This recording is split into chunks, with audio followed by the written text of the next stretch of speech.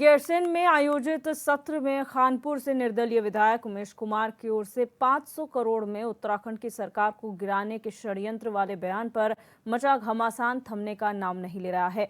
पूर्व मुख्यमंत्री रमेश पोखरियाल निशंक, हरीश रावत और त्रिवेंद्र सिंह रावत समेत अन्य नेताओं के बयानों के बाद अब थराली में आयोजित प्रेस कॉन्फ्रेंस में कांग्रेस नेता गणेश गोदियाल ने विधायक उमेश कुमार के इस बयान के जांच की मांग की है। कांग्रेस नेता गोदियाल ने कहा कि सदन में एक विधायक द्वारा अगर 500 करोड़ में सरकार गिराने की बात कही जा रही है तो फिर सरकार को इस मामले को गंभीरता से लेना चाहिए और पूरे मामले की जांच करनी चाहिए। उन्होंने आगे कहा कि षड्यंत्र का मामला सदन में उठा है तो जांच का विषय है और ये 500 करोड़ जब्त होने चाहिए।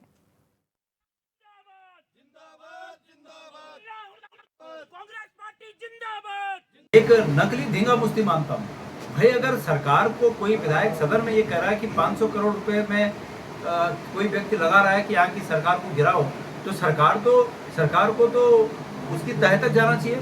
क्यों सरकार उसकी मांग उसकी तह तक जाने की बात नहीं कर रही? क्यों सरकार भाई एक चुनी हुई सरकार को अस्थिर करने का अपराध जिस प्रकार 2016 में हुआ और उसकी पुनरावृत्ति धन के आधार पर अगर यहाँ पर की जा रही है, सरकार को गिराने का प्रयास किया जा रहा है पैसे के ताकत पर, तो मैं समझता हूँ कि इसकी ये जांच का विषय है। सरकार को इस पर कुछ बोलना चाहिए।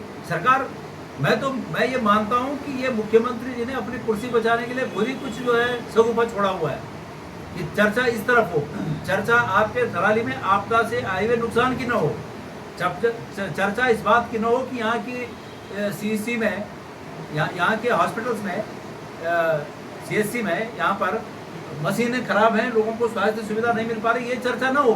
चर्चा ये हो कि सरकार गिराने के लिए कोई लगा हुआ है। ये सगुफा है, झूठ है, फजूल है। और अगर ऐसा है तो सरकार सामने लाए कि कौन व्यक्ति है। वो 500 करोड़ जब्त होने चाहिए, जो लोग इसमें लगे हैं उन पर कार्रवाई होनी चाहिए। और एक विधायक ने अगर इस प्रकार की बात सदन में कही है तो सरकार अगर सदन में कई भी बातों का संज्ञान नहीं लेगी तो क्या बाहर कई भी बातों का संज्ञान? और हमारे संवाददाता मोहन गिरी हमारे साथ फोन लाइन पर जुड़ चुके हैं। मोहन, जानकारी चाहेंगे, गणेश गोदियाल ने प्रेस कॉन्फ्रेंस में क्या कुछ कहा है इस सदन में दिए गए बयान को लेकर?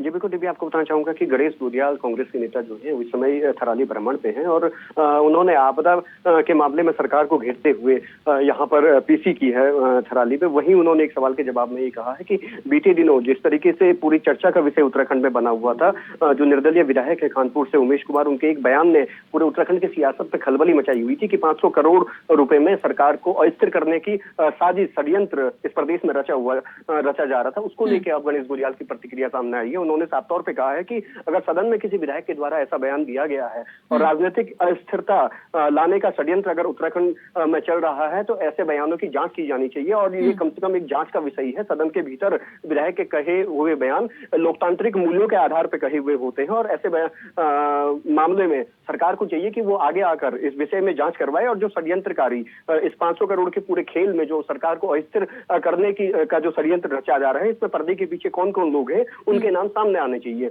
और जो 500 करोड़ में सरकार गिराने की बात चल रही है, इस 500 करोड़ को भी जब्त किया जाना चाहिए, ऐसा गणेश गोदियाल ने कहा है। और साथ ही उन्होंने ये भी कहा है कि अगर इस तरीके से जिस तरीके से बयान निर्दलीय विधायक का आया है और अगर इसमें जांच नहीं होती है तो उन्होंने साफ तौर पर कहा है कि कहीं ये मुख्यमंत्री की कुर्सी बचाने के लिए षड्यंत्र न रचा जा रहा हो, केवल झूठे बयान निकल के ना आए और सदन की जिस तरीके से एक गरिमा होती है और वहां पर ये बयान दिया गया है तो निश्चित तौर पर इस पर जांच की जानी चाहिए, ऐसा गणेश गोदियाल ने कहा। बिल्कुल मोहन, यहाँ पर सदन की कार्रवाई को स्थगित हुए काफी समय हो चुका है, तब इस बयान को दिया गया था। उसके बाद काफी सारी प्रतिक्रियाएं पूर्व मुख्यमंत्रियों की तरफ से भी आई है और अब गणेश गोदियाल ने भी ये मामला एक बार फिर उठाया है। लेकिन जिस तरह से इसमें अभी तक कोई कार्रवाई नहीं हुई है, क्या इसको लेकर भी प्रतिक्रियाएं आ रही हैं? जी, लगातार गणेश गोदियाल ने आज जो पत्रकार वार्ता जो थराली में है उसमें खुलकर सरकार के खिलाफ अपने आवाज को मुखर करते हुए कहा। अन्य जो मुद्दे हैं उन पर घेराव उन्होंने सरकार का किया और वहीं इस मुद्दे पर अगर बात करें, जिस तरीके से लगातार तीन पूर्व मुख्यमंत्री इस मामले में बयान दे चुके हैं, अपनी प्रतिक्रियाएं दे चुके हैं, ऐसे में अभी भी लगता है कि इस जो ये सदन में उठा हुआ मुद्दा है, जो निर्दलीय विधायक द्वारा उठाया गया मुद्दा है, इस पे घमासान थमने का का नाम नहीं ले रहा है। गणेश गुजियाल ने जी। साफ तौर पे कहा है कि सदन में एक गरिमा का सदन होता है। यहाँ पर जो विधायक होते हैं उनके बयानों में लोकतंत्र की जो झलक है वो दिखती है, और लोकतांत्रिक बयान ये होते हैं। ऐसे में ऐसे विषय की जांच होनी चाहिए। उन्होंने साफ तौर पे सरकार पर निशाना साधते हुए कहा है कि अगर अभी भी इतना समय बीत जाने के बाद भी अगर इस मामले में कोई जांच नहीं हो पाई है, जो 500 करोड़ के धन बल से जिस तरीके से राज्य को अस्थिर करने की के जो बयान सामने आए हैं अभी तक, इसमें जिस तरीके से जांच नहीं हो पाई है, ऐसे में उन्होंने साफ तौर पे सरकार पे निशाना साधते हुए कहा है कि कहीं मुद्दों को भटकाने के लिए इस तरीके के बयान ना दिलाए गए। बिल्कुल, बहुत शुक्रिया मोइन हमारे साथ जुड़ने के लिए और जानकारी साझा करने के लिए। हमारे साथ बीजेपी के पूर्व विधायक केदार सिंह रावत जी फोन लाइन पर जुड़ चुके हैं। सर, बहुत स्वागत है आपका HNN 24/7 में। धन्यवाद, नमस्कार। सर, जिस तरीके से कांग्रेस के नेता गणेश गोदियाल ने प्रेस कॉन्फ्रेंस में कहा है कि जो सदन में उमेश कुमार ने बयान दिया था सरकार गिराने को लेकर, उसकी जांच होनी चाहिए जो अब तक नहीं हुई है, उसको लेकर क्या कहेंगे? जी देखिए, जहाँ तक उमेश कुमार जी का प्रश्न है, उमेश कुमार जी सारे प्रदेश को पता है कि स्टिंगबाजी में बहुत एक्सपर्ट रहे हैं। फिर भी उन्होंने जो बयान दिया है वो प्रदेश के सर्वोच्च सदन में दिया। विधानसभा में जो बयान दिया है उस बयान को सर्वोच्च सदन की गरिमा को रखते हुए उस पे निश्चित रूप से उसकी जांच होनी चाहिए। ये बहुत गंभीर विषय है, और अगर इसी तरह से सरकारें गिराने का अगर वास्तव में कोई षड्यंत्र है, कोई मामला है, तो इसको उजागर होना चाहिए, जनता के सामने आना चाहिए, प्रदेश की जनता के सामने आना चाहिए, क्योंकि ये प्रदेश के सर्वोच्च सदन की गरिमा का भी प्रश्न है कि उसमें कोई सदस्य जो है इस तरह का मुद्दा उठा रहा है, तो सरकार को चाहिए कि इसकी निश्चित तौर पे जांच होनी चाहिए और उस पर कार्रवाई होनी चाहिए। जी, लेकिन सर अभी सदन की कार्रवाई को स्थगित हुए काफी समय हो चुका, लेकिन इसमें कोई प्रतिक्रिया इस तरीके से सामने नहीं आई। हालांकि सवाल बहुत सारे उठे हैं, तो क्या माना जाए, कब होगी, या फिर इसको ऐसे ही इग्नोर एक तरीके से किया जा रहा है?